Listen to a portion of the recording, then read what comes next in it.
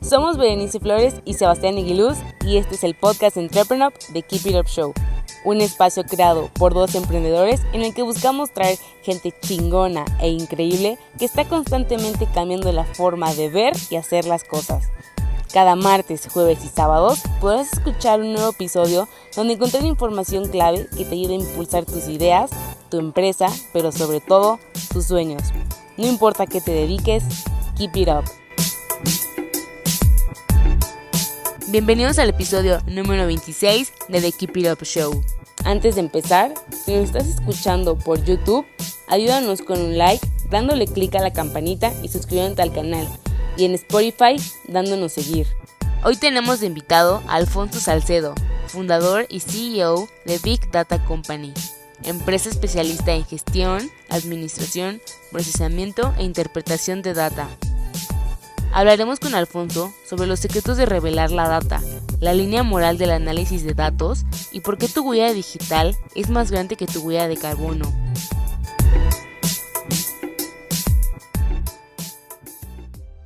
Hola, muy buenas tardes y bienvenidos a otro episodio de The Keep It Up Show. Aquí Sebastián Aguiluz, cofundador y CEO de Entrepreneur. Y estoy aquí con Alfonso Salcedo, fundador y CEO de Big Data Company. ¿Cómo estás, Alfonso?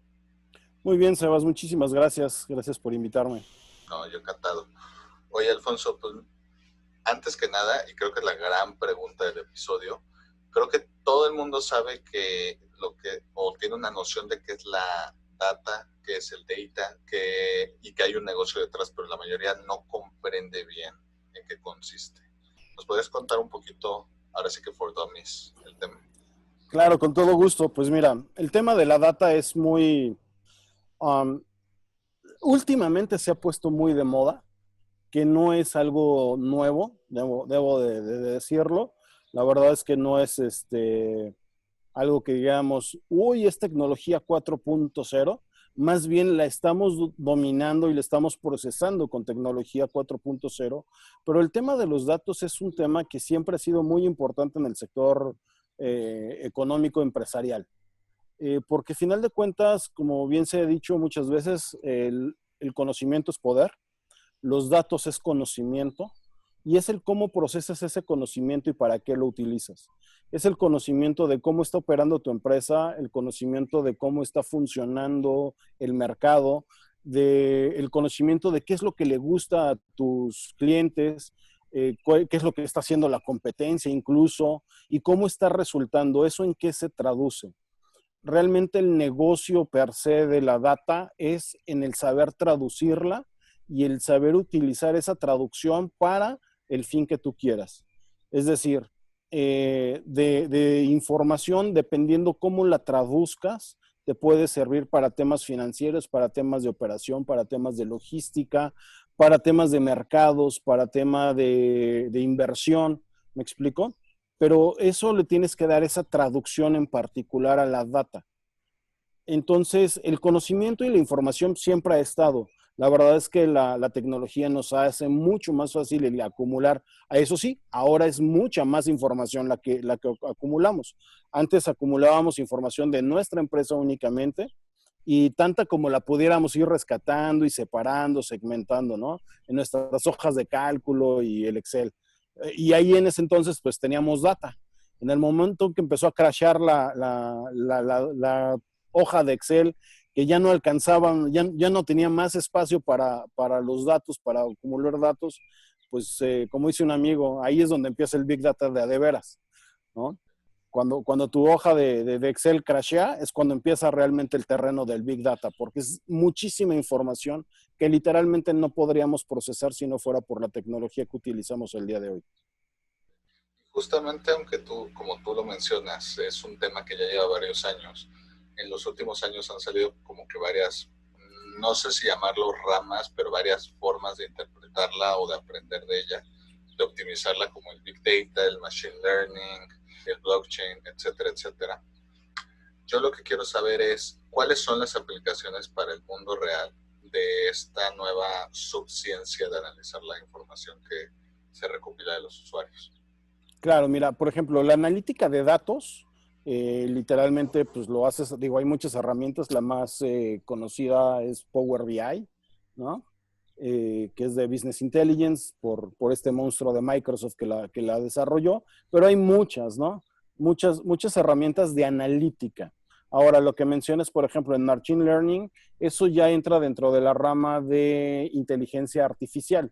La inteligencia artificial nos ayuda mucho a analizar datos, por supuesto, y también nos ayuda mucho a acumular datos, es decir, a obtener datos de cualquier otra fuente donde se esté aplicando. La inteligencia artificial nos ayuda muchísimo para hacer analítica predictiva. Cuando nosotros trabajamos con datos ya existentes y conocidos, pues hacemos analítica sobre lo que ya conocemos. Pero pues el ser humano siempre está buscando conocer más y pues digo, es inherente al ser humano el querer conocer el futuro, ya sea por viajes al futuro o por la bolita de cristal. Pues al día de hoy tenemos inteligencia artificial que también nos ayuda a conocer un poco, a vislumbrar un poco el futuro, y eso es a lo que se le llama analítica predictiva. Es en base al histórico de información que tenemos, a cómo se está comportando actualmente, cuál puede ser lo más probable que se comporte cualquier parte, ¿no? El sector financiero, el sector comercial, nuestros clientes, las tendencias de mercado, etcétera, etcétera. Es una predicción. ¿Por qué la utilizamos mucho? Pues porque literalmente las computadoras al día de hoy pueden hacer una analítica muchísimo más rápido que lo que cualquier humano puede hacer al día de hoy, y podremos en algún momento dado. Entonces es por eso que utilizamos ya esa situación de analíticas predictivas, viendo a futuro, adelantándonos un poquito para poder, pues desde ahorita, tomar las medidas que necesitemos para la operación. Se ha hablado mucho últimamente sobre si hay una línea moral en cuanto a todo este tema de recopilación de información, los posibles usos o mal usos que pueden hacer las empresas. De hecho, hasta Zuckerberg hace un año literal tuvo que irse ante el Senado para explicarles cómo funcionaba todo el tema. Para ti, ¿dónde está esa línea moral? Híjole, eso es un tema bien delicado y bien particular. Ya lo platicábamos anteriormente tú y yo en otra charla que tuvimos. Decíamos que esa línea moral es complicada definirla en un mundo inmoral. Es decir, el ser humano suele ser muy doble moralista, ¿no? Cuando me afecta a mí, entonces reclamo y pido y exijo derechos y el otro se pasó y cosas así. Pero cuando es en beneficio de uno, no importa que te vayas 4 o 5 pasos más allá de lo que te limita a ti, ¿no? Y eso ha sucedido, digo, el caso que mencionas de Zuckerberg, que lo llamaron a la Suprema Corte, pues realmente no fue un caso Zuckerberg, ¿no? Fue un caso Trump. Fue a causa de alguien que ahorita está en el poder de un país, una de las primeras potencias mundiales, porque utilizó esta data precisamente para conocer cómo manipular la comunicación hacia un pueblo, ¿no? Y ahí está uno de los malos usos, o bueno, no malos usos, o sea, a final de cuentas la data está. El cómo la apliques tú como empresario, como ser humano, es lo que puede hacer bien o mal. Había gente que antes decía, es que la inteligencia artificial y la data no es casi como obra del diablo, ¿no? Es decir, nos va a llevar a algo malo. Pues es que no es que te lleve a ningún lado malo, es para qué la vas a aplicar tú, ¿no? En este caso, por ejemplo, que estábamos mencionando, pues utilizaron la data para poder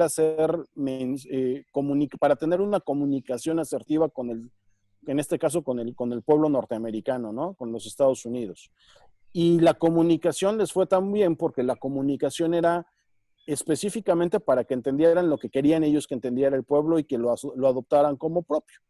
Cuando razonablemente cualquier ser humano de otra parte del mundo decía, es imposible que este güey llegue a presidente, veías las estadísticas y todo el mundo decía, sí, lo quiero a él de presidente, porque estaba hablando el idioma exactamente que necesitaba la gente, ¿sí? La pregunta es, cómo supo hablar ese idioma. No es porque hablara inglés al igual que los demás y no es porque fuera norteamericano. Es porque los datos que lograron recabar fue precisamente en relación a cuáles son las intenciones y las necesidades y los intereses del público al cual te estás comunicando.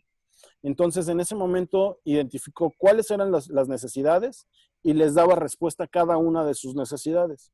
Por ende, cuando te comunicas de esa forma, la gente responde adecuadamente. Digo, aquí ya viene mucho tema también de neurociencias y todo en el temas de comunicación y todo. Pero eso fue lo que arrojó la analítica de los datos, ¿me explico? Y lo utilizaron de la forma adecuada según para quien lo quiera corresponder y maléfica para quien lo quiera como lo vea, ¿no? Entonces, en resumen, sería de que a lo mejor no está la información, el data, no es ni siquiera, no es ni moral ni inmoral, es simplemente está sometido al uso que cada quien le puede dar, porque por un lado está como lo de las elecciones que decíamos de Trump, y por otro lado está, por ejemplo, de cuando estamos grabando este episodio, justo se cumple una semana de que volvió Anonymous y que empezó justamente a usar toda esta información para sacar los trapitos al sol de Estados Unidos. De muchos. De muchos. Sacó tantos trapos al sol que se puso obscuras. Literalmente. Sí. Y, por ejemplo, en todo esto de recopilación de data, ¿dónde entran los hackers? ¿Dónde entran los hacktivistas, como se les llama? ¿Puede ser un vehículo para que justamente haya más transparencia? Ese es un tema interesante. Mira, la data está en la red. Ya pocos acumulamos o poca gente acumula información únicamente en un disco duro. Es tanta que no hay disco que te soporte. Ya utilizamos cómputo en la nube, ¿no? Servidores virtuales, porque los físicos ya no te son suficientes. ¿Qué quiere decir eso? Si está en la nube, lo puedes encontrar, tienes acceso a él. El chiste es que sepas cómo hacerlo. Por supuesto, hay muchos bloqueos de seguridad que se tienen, pero pues todo es perfectible. Es decir, si tú le pones seguridad a algo, siempre va a haber alguien que va a querer vulnerar esa seguridad. ¿Me explico? Y ese es ahí donde entra el hacker. El hacker es alguien que está buscando, no cómo robarse, porque ese es un tema muy importante. El hacker no busca robarte la información o esa, digamos, que no es ni siquiera la función. Por ejemplo, en mi empresa, yo tengo un departamento donde tengo a dos hackers que son muy chingones. Pero la razón para que los tengo es para que siempre estén asegurándose de que nuestros servidores están protegidos. Es constantemente estarlo fastidiando, ¿me explico? Los ponemos literalmente a estar fastidiando a nuestros servidores para estar probando la vulnerabilidad o la seguridad que tenemos en nuestros servidores para poder mantener seguros la información tanto de nuestra empresa como la de nuestros clientes, ¿sí? Entonces, el hacker, pues, como su palabra lo dice, es hackear, es entrar y modificar, ¿me explico? Que sí hay quienes lo hacen para sustraer información y de ahí obtener algún recurso, ¿sí? La verdad es que en el mundo normal, digamos, conocemos los secuestros, también hay cibersecuestro de información, es decir, llega un hacker, te saca información y te dice o me pagas tanto o esto lo hago público, ¿no?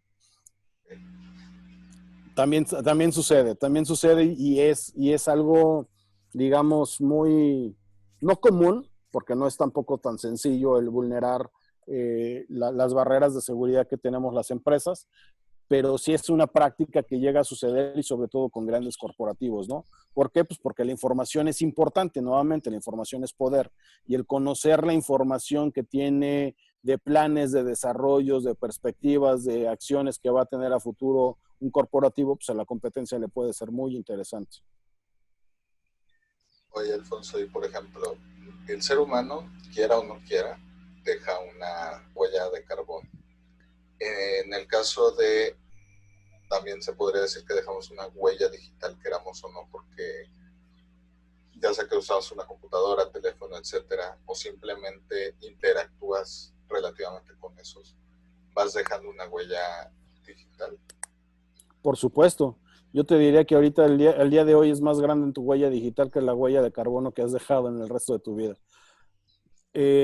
Al día de hoy, siempre y cuando no seas un ermitaño que esté trepado o metido en el bosque, desconectado en forma análoga del mundo, si tú utilizas una computadora o un celular o cualquier dispositivo móvil que eventualmente se conecte a la red, tienes una huella digital en ese sentido. Los dispositivos móviles, pues eventualmente tú dices, bueno, tengo una tablet, hago transacciones, hago todo, no sé, documentos, procesamiento de información, pero no estoy conectado a la red, entonces no voy a dejar huella. En el momento que esa tablet se conecte a la red, en automático hay información que viaja. No es que la transfiera a algún lugar, simplemente hay una huella y hay un histórico de esa información. Entonces, por supuesto que todos dejamos una huella digital muy, muy grande, lo cual los que nos dedicamos al tema de data también le agradecemos a todos, porque al final de cuentas es lo que nutre el Big Data de datos estructurados, semiestructurados y no estructurados de una u otra forma. Y es algo que dependiendo del objetivo, es decir, por ejemplo, nosotros tenemos desarrollos dirigidos al marketing digital, pues lo agradecemos. ¿Por qué? Porque conocemos los hábitos de la gente, conocemos los hábitos de las tendencias de consumo, hacia dónde se comporta el mercado. Y algo que quiero aclarar, no es que conozcamos a la gente, o sea, es decir, yo no puedo saber a dónde fue Sebastián y qué compró, pero Sebastián pertenece a un sector en particular y entonces puedo ver junto con el resto de la información qué es lo que están consumiendo, qué es lo que están viendo en digital, si ven algún anuncio en digital y eventualmente lo compran en algún centro comercial y hay alguna relación que el centro comercial haga un reporte, entonces empezamos a cruzar esa información y saber cuánto de esa información realmente está surtiendo efecto en mercados, etcétera, etcétera. ¿Hay forma de reducir esta huella o incluso eliminarla una vez que ya está creada? Eliminarla no. Okay. Eliminarla, la verdad es que no la vas a poder eliminar. La huella digital eventualmente llega a ser tipo blockchain. Se dispersa por todas las computadoras y por toda la red y pues tendrías que estar ahí cazando nodo por nodo y en ese momento sigues dejando huella digital, ¿no? Entonces, la única forma en la que te podría decir no dejar más huella digital, sí, pues vuélvete análogo 100% como cuando tenías un año de edad, que no ocupabas un teléfono, no ocupabas una computadora, una tablet, todo lo hacías en hojas de papel y crayolas y, y así. O sea, literalmente el día de hoy, quien quiere evitar dejar una huella digital, está exageradamente completo. Digo, hay programas que puedes montar en tu computadora y todo, que te protegen de phishing, eliminar las cookies, etcétera, etcétera. Pero aún así dejas una huella digital, ¿me explico? ¿Cuáles crees que son las industrias que más se han beneficiado del incorporar el análisis de datos? Como industria per se, por ejemplo, la industria de bursátil, o sea, los bancos, casas de bolsa, todo eso, se ha beneficiado mucho. Son expertos en procesamiento de datos dirigido a la parte bursátil, ¿sí? Tienen grandes áreas de oportunidad en conocer a su mercado, por ejemplo, es decir, qué es lo que necesita el mercado, cuáles son los intereses. De repente los banqueros todavía se preguntan, ¿por qué no? ¿Por qué están cayendo los créditos? Es decir, las tarjetas de crédito, ¿por qué ya no se dan como antes? Así como que, compadre, ¿no te estás dando cuenta que el sector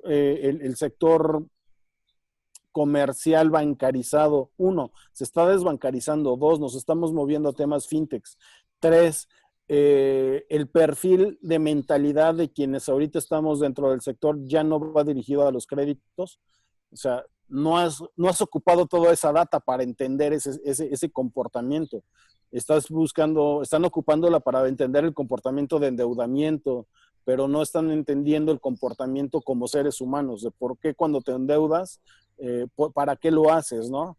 Por ejemplo, hace leía hace como 2 meses un reporte de que han caído drásticamente los créditos para hipotecarios, ¿no?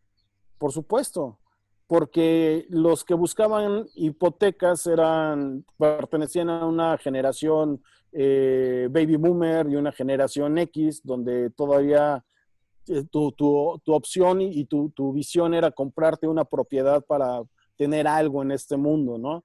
Al día de hoy, el mayor mercado o el mayor ocupación de mercado laboral lo ocupan los millennials, la generación millennial, a la cual le vale un cacahuate si tiene o no tiene una casa o un departamento. ¿Por qué? Porque el día de hoy por ejemplo, vivo aquí en México y si mañana se me abre una oportunidad, me voy a Europa y no me voy a estar preocupando por si tengo un departamento o una casa que pagar. O sea, la chingada, agarro mi ropa con permiso, agarro mi avión y ahí nos vemos y vuelvo a empezar una nueva vida y a ver qué me depara el futuro, ¿no? Y si me harta, tampoco voy a pararme en Europa, pues me muevo para Asia, para África, para Norteamérica, para donde sea. Entonces no están generando anclajes financieros. De hecho, muchos de ellos incluso ni siquiera compran autos, ¿no? Prefieren moverse en Uber, precisamente por no tener un anclaje financiero en ese sentido, ¿no? Y pues ahí está la respuesta para los banqueros. Pues ¿por qué está cayendo? Pues porque la generación está cambiando, compadre. Si no te sabes comunicar con esa generación, si no utilizas los datos para eso, pues estás perdiendo un gran mercado, ¿no? En ese sentido. Ese es uno de los sectores que ha trabajado mucho la data, pero al día de hoy está perdiendo ese territorio, ¿me explico? Hay otros sectores como por ejemplo el e-commerce, pues, por supuesto que está aprovechando mucho esa información en cuanto a temas de consumo y tendencias, pero no está entendiendo realmente cuáles son las necesidades del mercado, ¿no? Una cosa es lo que un mercado compra por temas consumismo o porque es moda, y otra cosa es el tema de qué es lo que consume el mercado por necesidad realmente. Algo que pasó curiosamente pues cuando empezó todo este tema de la pandemia aquí en México, la gente iba y compraba cantidades exageradas de papel de baño. Yo hasta me hice la pregunta y dije, güey, ¿el COVID te va a dar diarrea? ¿Cómo está el pedo? Porque la gente se llevaba paquetes y paquetes y paquetes de papel de baño. Y eso fue algo que subió tuvo un crecimiento tremendamente alto en temas de consumo. Sin embargo, muchos productos de primera necesidad dejaron de ser consumidos. Al cambio de la pandemia, cuando todo el mundo estaba satisfecho de papel de baño, y yo supongo que muchos todavía tienen ahí almacenados porque llevaban muchísimo en verdad, dices, ¿realmente lo ibas a necesitar para esto? Y sin embargo, muchos otros productos que eran de primera necesidad no se los llevaban y hubo quienes fueron más previsores y entonces empezaron a acumularlo. Hubo una situación a mitad de la cuarentena en donde la gente literalmente se veía en post, donde decían, cambio este producto porque no lo estoy utilizando, necesito este otro y no lo encuentro en el centro comercial, ¿no? O lo pago a lo que sea, no importa, ¿sí? Y esto fue un tema bueno, los datos nos dejaron ver cómo estaba funcionando eso y por qué fue que sucedió un tema de desinformación tremendamente de parte de la sociedad. Pero ha sido un tema en el cual, por ejemplo, el marketing siempre relacionó al papel de baño como uno de los principales activos para la higiene y la salud del ser humano. Entonces, cuando dijeron es que tienen que reforzar sus formas de higiene para evitar el contagio del COVID, en automático la gente fue a comprar papel de baño. Okay. En vez de satinizantes, ¿me explico? Sí. O sea, a lo mejor el ser humano no necesariamente es la persona más racional y entonces justamente el data por eso ayuda a entender un poquito este comportamiento irracional con lo que tiene plasmando lo que es impulsivo. De hecho, el consumo del ser humano es hecho por impulso. El 80-90% del consumo del ser humano, cualquier sociedad, es impulsiva. No es por una necesidad. ¿Me explicó? Y te lo voy a poner. No sé si alguna vez has ido a una plaza comercial con tu novia y así de, güey, necesito ese suéter, ese abrigo. La pregunta es, ¿lo necesitas o lo quieres? Exacto. Necesidad, si la vueltas a ver, dices, güey, traes chamarra, traes suéter. Y sé que tienes como 25 más. Necesidad no es un impulso de querer tener ese artículo en particular. Si fuera por racionalidad, muy probablemente la mitad de las cosas que tenemos en nuestra casa no las tendríamos, porque muchas de ellas no las utilizamos. ¿Sí? Sin embargo, los datos nos dejan ver cuáles son los impulsos a los cuales respondemos como seres humanos o como mercado, y eso el e-commerce lo aprovecha muy bien en el marketing digital para que la gente diga, necesito ese producto. Fíjate que muchas de las empresas más importantes del mundo, Google, Netflix, Amazon, Rappi, etcétera, justo han incorporado mucho esta recolección de datos, pero justamente no son famosos por ese tema. O sea, son más famosos como Google es el buscador o el correo o lo que sea. Amazon es pues como que la tienda que te llega a tu casa todo lo que pidas. Netflix es de streaming, etcétera. O sea, como que se les relaciona más con su modelo, digamos que para el público, pero que tienen en su rama de negocios ingresos que en muchos casos hasta es la mayor forma de ingresar. Facebook es otro, justamente el análisis y venta de estos datos. ¿Tú crees que estas compañías serían tan grandes si no hubieran hecho esa recolección de datos? Imposible. Imposible. No habría cómo. Te lo voy a poner muy sencillo. Dime algo que te haya vendido Facebook. Nada. Exactamente. ¿Y de dónde entonces salen tantos millones de dólares que gana Facebook? La regulación de los datos ya tiene varios años siendo vigente, y esta regulación impide que las empresas vendan, que empresas o personas vendan datos. Antes se vendían las bases de datos para contactos. Al día de hoy es penadísimo ese tema. Literalmente es un tema de cárcel. Pero lo que sí podemos hacer, y que es lo que realmente es el negocio, es la interpretación que haces de esos datos. Nosotros como Big Data Company lo que hacemos es interpretar los datos de nuestros clientes. Los datos los tienen ellos y los datos los generan ellos. ¿Por qué requieren de nosotros? Porque nosotros sabemos cómo procesarlos, segmentarlos, analizarlos e interpretarlos. Y lo que les entregamos a nuestro cliente final es la interpretación de los datos que ellos mismos generan para que puedan tomar decisiones en proyectos que puedan tener para cualquier, ya sea para crecimiento, para desarrollo, para logística, para cualquier tema. ¿Me explico? Entonces, estas empresas como Google, Facebook, Amazon y cualquier otra que trabajamos el tema de data, lo que hacemos es analítica e interpretación de data.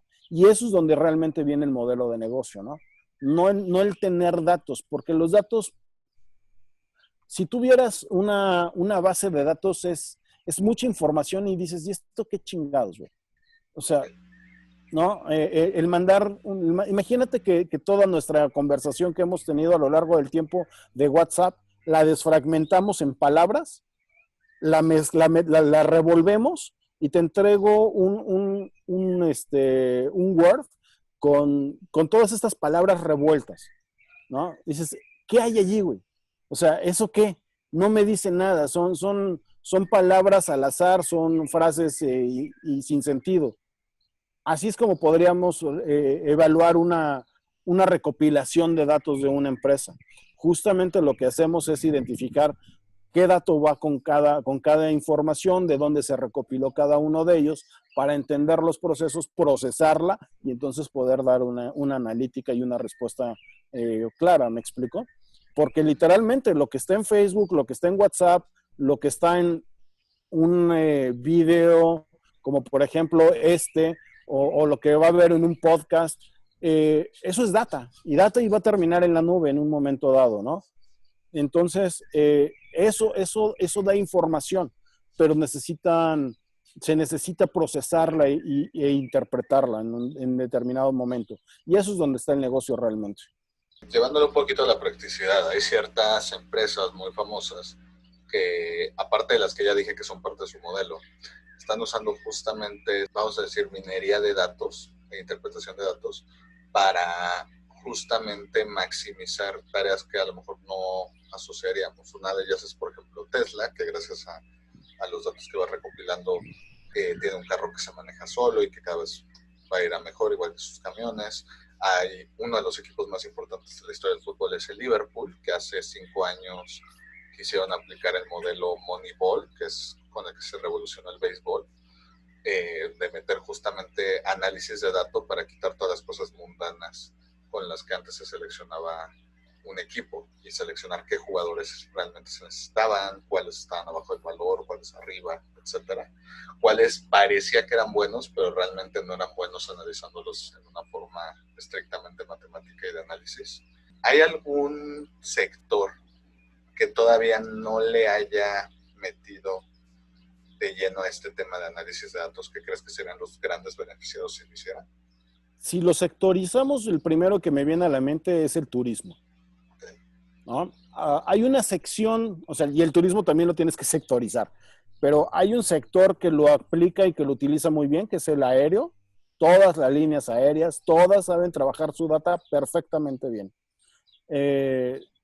Seguramente, eventualmente te llegan ahí información de nuevos viajes o de nuevas ofertas de vuelos, aunque no estés buscando vuelos, pero eventualmente en algún momento buscaste un vuelo y te vuelven a llegar promociones y te vuelven a llegar información del mismo destino o de destinos similares, porque las aerolíneas la verdad es que han trabajado muy bien eso.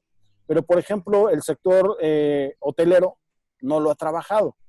Muchos dicen, es que en el hotel lo que nosotros vendemos es experiencia. Sí, pero puedes vender una mejor experiencia si conoces a tu usuario. ¿Sí? Yo, por supuesto, Sebastián llega a mi hotel y para venderle la mejor experiencia, pues le digo, Sebastián, bienvenido, este es tu hotel, hay una copita de champán cuando llegas, la habitación poca madre, jacuzzi preparado y listo para que lo puedas disfrutar al momento que tú quieras, hay un frigobar lleno con bebidas, con refrescos, con drinks coquetos, y tú me podrías decir, güey, pues es que está poca madre, ¿no? Eso es toda una experiencia, perfecto. Pero ¿qué tal que aparte yo puedo conocer que a Sebastián no nada más le gusta eso? Ajá. A lo mejor me entero que a Sebastián por el uso de datos le caiga el ron, pero le mama la cerveza. Pues entonces no pongo tragos de ron en su habitación y le pongo cervezas artesanales de la mejor calidad mundial. ¿Me explicó? Sí. ¿Qué tal, para qué te recibo con una copita de vino? Si cuando te mama es la cerveza, pues te recibo con un tarro vikingo de una cerveza bien fría al momento de llegar al hotel. ¿Cuál sería la mejor emoción para ti o la mejor expectativa? Pues la segunda. Claro, ¿por qué? Porque te conozco, suponiendo que te gusta la cerveza. No realmente, pero sí.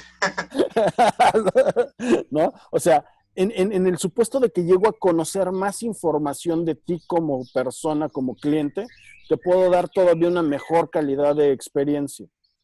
Pero el hotel se conforma o se ha conformado por conocer dentro de sus 4 paredes. Me explico, la experiencia empieza desde que cruzas la reja de bienvenida y cuando sales se acaba la experiencia, cuando podría ser todavía mucho más aún. Y la verdad es que un hotel tiene una capacidad impresionantemente grande de poder tener información de experiencia de usuarios. Porque, por ejemplo, los hoteles de turismo, pues cuando vas a un hotel de turismo te vas a relajar y es donde eres tú realmente, ¿no? Como que se deja un poquito de lado la expectativa y quién quieres ser y eres tú realmente como ser humano. Y entonces, sí dices que te gusta, dices que es lo que no te gusta, te paras a la hora que se te pega la gana, vas y comes en el restaurante que tú quieres, etcétera, etcétera, ¿no? En el tema, por ejemplo, de los hoteles que son de business class, también el lugar tiene capacidad para poder conocerte cuáles son tus hábitos, tienes juntas o no tienes juntas, las tienes en el hotel o sales de ellas, llegas hasta noche, vienes con clientes y te disfrutas una chela o te vas a cualquier otro lado, a lo mejor a una cena de negocios, eres una persona muy formal que viajas siempre con traje o eres más casual fashion. ¿Me explico? Hay formas de cómo poder conocer a tu cliente y en ese sentido poderle dar una mejor experiencia de usuario en ese sentido. ¿Me explicó? Si lo puedes explotar de forma adecuada. Exacto, y es justamente, por ejemplo, con Amazon, mucha gente cree que la ventaja competitiva es que lo puedes comprar muy fácil, muy rápido y que llega a tu casa, pero para mí la verdadera ventaja competitiva es que, por ejemplo, no sé, si yo me compro una máquina de afeitar o me meto a ver una máquina de afeitar, me sale abajo, mira, si quieres una máquina de afeitar, aquí hay otras 5 posibles opciones de diferentes precios, o bueno, como vimos que compraste la de afeitar, no quieres también, no sé, un babero para que no te llenes de barba, o algo para que le des forma a la barba, o un bálsamo de barba, o lo que sea, ¿no? En efecto. O le quiero regalar a Alfonso no sé, un Funko de Los Simpson, y me dicen, oye, ya le compraste Bart, ¿no quieres también comprar a Lisa, Maggie, Marge, Homero, etcétera? Entonces justamente es eso, lo que tú dices, ¿no? Aprovechar el de, oye, tú no conoces a tu cliente porque es la primera vez que lo ves, pero yo sí lo conozco porque este ha sido su comportamiento en diferentes lugares, esto es lo que le molesta, esto es lo que le gusta. Exactamente. Exactamente. Y entonces tiene mucho más sentido el tema del conocimiento es poder, ¿sí?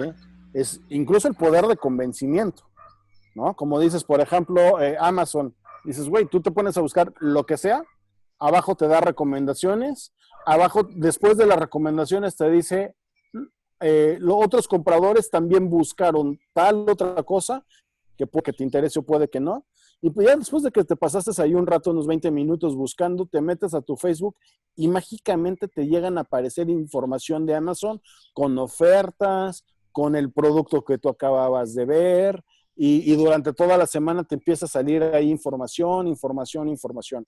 No es casualidad, realmente es que la data nos permite conocer a la gente mejor que la misma gente a sí misma. Oye, Alfonso, y ya nada más para ir terminando. En The Keep It Up Show siempre a los invitados les vimos sus 3 sís y sus 3 nos. Básicamente son sus 3 pecados capitales y sus 3 mandamientos. Ahora sí que las cosas que crees que un emprendedor debería tratar de hacer sí o sí, y 3 cosas que debería evitar a toda costa. ¿Cuáles serían tus consejos para los emprendedores? Mira, vamos a empezar por los nos, Ok. para que se queden más frescos con los sís. Va. No, no te enamores de tu proyecto como emprendedor. Comprométete con tu proyecto, pero no te enamores de él. Cuando te enamoras, crees que todo es maravilloso, todo es perfecto. Después de pasado el enamoramiento, terminas diciendo, hijo de la chingada, estaba bien pendejo, ¿cómo es que me pude estar con esta persona? Lo mismo llega a pasar con los proyectos.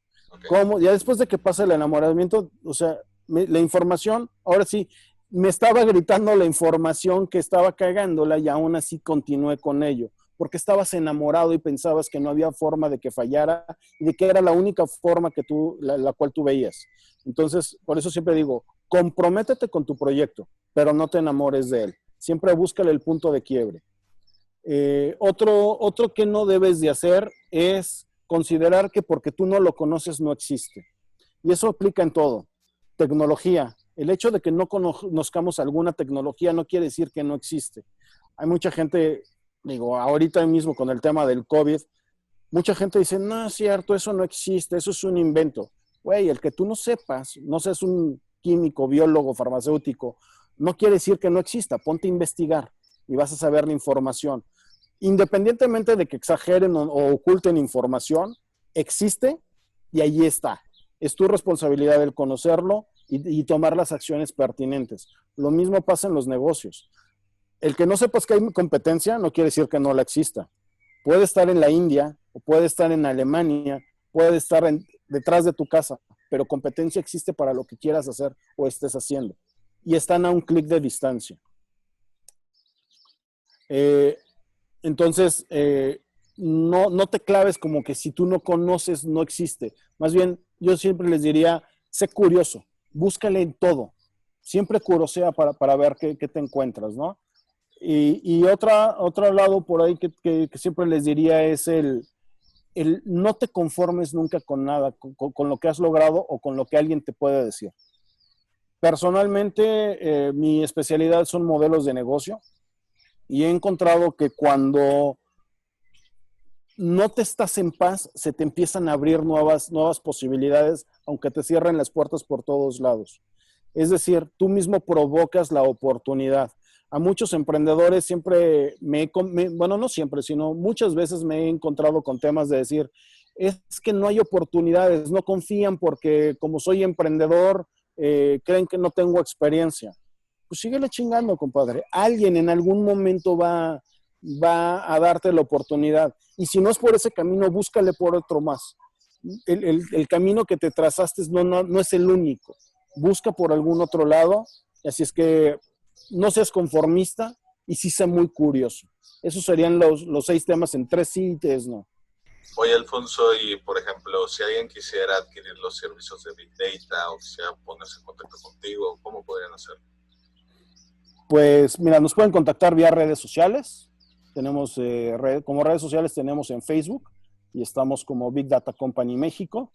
En LinkedIn, la red oficial de empresarial, prácticamente de los negocios, estamos como Big Data Company. Mi correo electrónico es asalcedo, A de Alfonso, Salcedo mi apellido completo, @bbco, que es Big Data Company.io. Entonces, ahí podamos estar, sin problemas. Perfecto, Alfonso. Pues te agradezco mucho por el tiempo. Espero que te hayas pasado también como yo y como decimos en el programa, keep it up. Pues keep it up. Muchísimas gracias por invitarme, Sebas. Vale, hasta luego.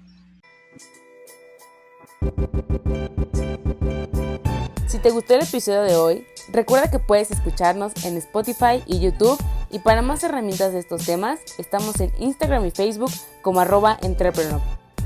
Si quieres seguir a nuestro invitado de hoy, te dejamos en la caja de descripción sus redes sociales y datos de contacto. Gracias por escucharnos y nos vemos en el próximo episodio. Recuerda, keep it up.